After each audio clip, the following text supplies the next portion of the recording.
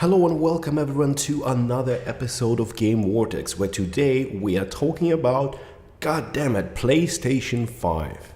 PlayStation 5, I can't believe I'm actually saying this. Now, a day or two ago there was an article that popped up in one of the gaming websites where one of the analysts saying that he has confirmation from his sources that the PlayStation 5 will be released in the second half of 2018 with the power of 10 teraflops. And that is a very serious claim.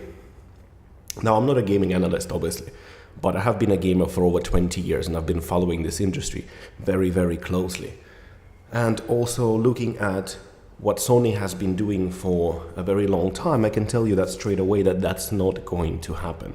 There is no way that this console is going to come out in 2018. So you might hear some kind of announcement or teasers or anything like that, I think in 2019. But let's assume that this will happen. The analyst states the reason for that the Project Scorpio is going to come out at the end of this year, giving the Microsoft the crown of being the most powerful console on the market. But you shouldn't forget that that console, as Microsoft just stated recently, is not a new generation. It's just an updated version of Xbox One, basically. So it's not going to start a new wave of new generation consoles. So that's what you have to take away from that. It's basically like a PS4 Pro. And the difference between the Pro and the Scorpio is going to be marginal, I'd say. Yes, it's got almost 2 teraflops of power more, but how will that translate depends exactly. It's just nitpicking in terms of graphical fidelity, and as I've seen in the leaked documents from the Project Scorpio, they're also going to be using checkerboard rendering to upscale it to 4K, because 6 teraflops is not really enough to do 4K at 30 FPS natively. I'm not even talking about 4K 60 FPS natively. So that's basically what I have to say about that. Now, going back to the PlayStation 5. The reason why they're not going to release it is because it's way too early. They have just released PlayStation 4 Pro literally like last year, and they had to somehow tell people that they actually need this console when they actually don't. Like, it's hard enough for them already to explain to people why should they care about PS4 Pro, and people are currently still buying PlayStation 4 because they have reduced the price in Europe, for example, for 200 to 200 euros. Now, a lot of people actually still buying PlayStation 4, and then some people are buying PlayStation 4 Pro, and then next year you're going to come out and say, forget about all that, we have another console coming up. That is a suicide mission, and it's not going to happen. It's too early. However, a lot of people also tend to assume that the generation of the consoles is about 10 years like it was with PlayStation 3 and Xbox 360. But that's not necessarily true. What happened during that generation, if you look like the PS2, PS1, you look at the original Xbox, it was even less. It's about 5 years. That's how long is each generation of console, with Nintendo's ones as well.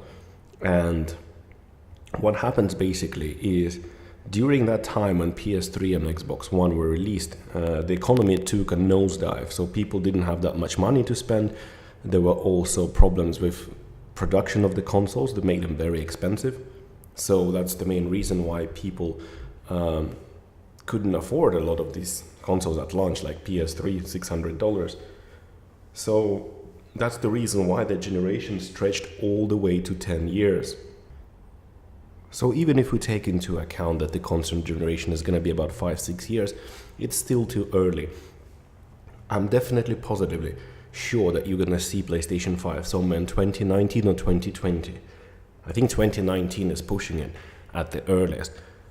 Why? Because, well, Sony said when they released the PlayStation 4 Pro is just that the Pro is specifically designed for people who want to experience the best graphical fidelity, but it's not a new iteration of consoles. We're gonna continue with the same life cycle as we did before. That's not gonna affect the console that we're releasing next. So that's what I think is gonna happen. What is it?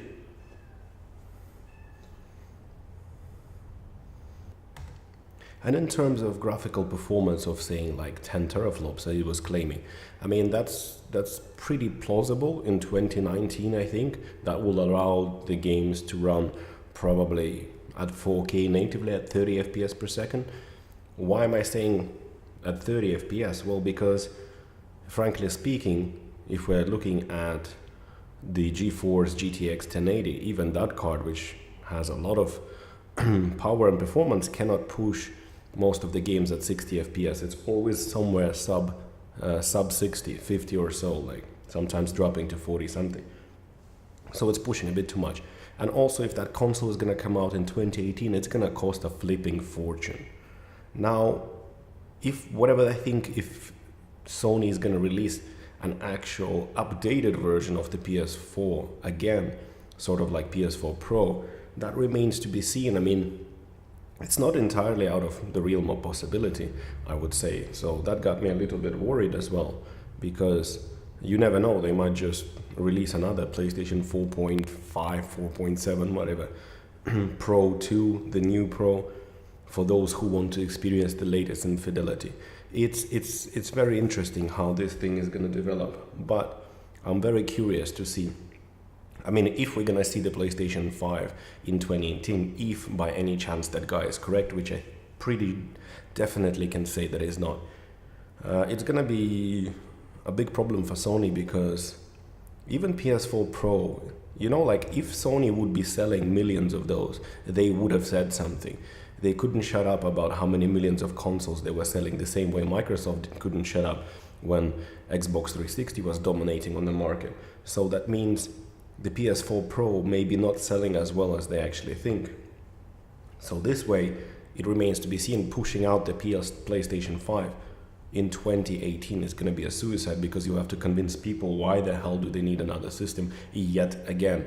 And then you know that after PlayStation 5 will come out, another console will come out later on, which will be the PlayStation 5 Pro or something like that. So no chance that's going to happen. So I think this is pretty much that I wanted to cover in this video. Right now I'm working on Horizon Zero Dawn. It's very nice. I recommend everyone to play it. I'm about 30 hours in, still have about halfway to go. In any case, what I want you to do is please leave the comments below about the PlayStation 5. Do you think that it's possible that we will see the PlayStation 5 in 2018? And if yes, why are you buying it? Are you interested? Do you think it's a great move on Sony parts to release the console so soon after they just launched PS4 Pro?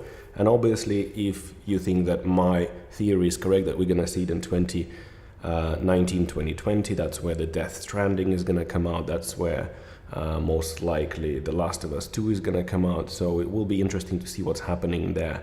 So yeah, thank you very much for listening and watching this video. Please subscribe to this channel and help me grow. Click the like button, share the video, and click the subscribe button below. And as always, leave the comments and I will get back to you. Thank you very much, and I'll see you soon on the next episode of Game Vortex.